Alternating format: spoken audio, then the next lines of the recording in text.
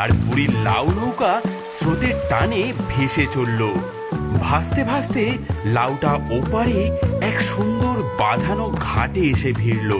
বুড়ি ভাবল, যাক, বাঁচা গেল।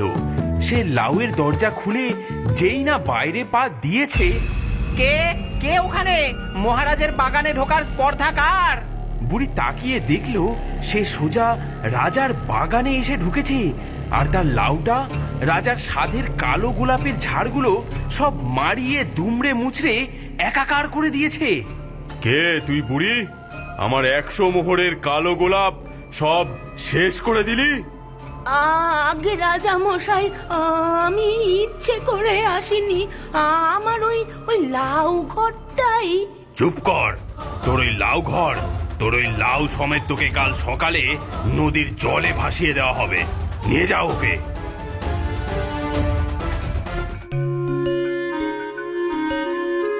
কি বুড়ি, মরার আগে শেষ কিছু বলার আছে?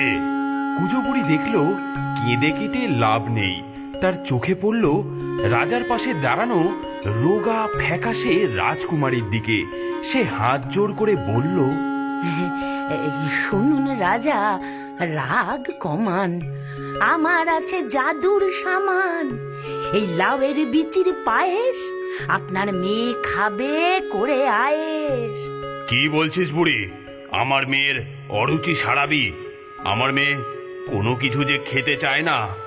ঠিক আছে, আমার মেয়ের জন্য পায়েস বানা, কিন্তু যদি মিথ্যা হয় তোর গর্দান যাবে। বুড়ি তো পড়ল মহা বিপদে। সে তো সব শ্বাস ফেলেই দিয়েছে। সে তার লাউয়ের কাছে গেল, দেখলো লাউয়ের গায়ে যে কটা চকচকে বিচি তখনও লেগেছিল সেগুলো বার করলো। ভগবান, ভগবান, রক্ষা করো, রক্ষা করো এই যাত্রায়। সে সেই বিচিগুলো পিষে দুধ আর চিনি দিয়ে সত্যি এক বাটি পায়েস বানিয়ে ফেললো। সে কি পায়েস! তার গন্ধে সারা রাজদরবার ম ম করতে লাগলো। রাজকুমারী সেই গন্ধ শুকে দৌড়ে এলো। কি দারুণ গন্ধ! বাবা, আমি খাবো। রাজকুমারী সেই এক বাটি পায়েস এক চুমুকেই খেয়ে ফেললো। আহ, কি দারুণ স্বাদ! বাবা, আমি আরো খাবো। রাজা তো অবাক। তার মেয়ে যে কিছুই খায় না, সে এক বাটি পায়েস খেয়ে ফেললো। বাহ বাহ, এ তো অমৃত! বুড়ি, তুই তো সামান্য লোক নস, তুই তো জাদুকর। এই না মহারাজ, আমি জাদুকর নই, কিন্তু আমার এই লাউটা জাদুর, আর এই বিচিগুলো জাদু। তোর কি চাই বল? মহারাজ, মহারাজ, আমার ঘর নেই। আপনার বাগানের এক কোণে যদি এই লাউটা নিয়ে থাকতে দেন।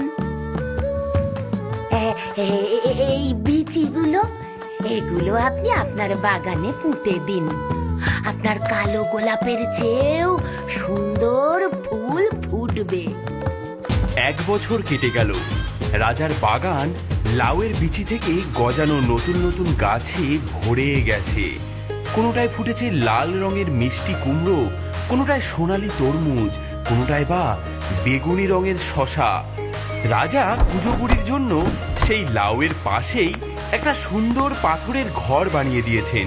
বুড়ি সেই ঘরে থাকে, আর তার সেই খটাখট লাউয়ের ভেতরে সে এখন গ্রামের বাচ্চাদের বসিয়ে রোজ নতুন নতুন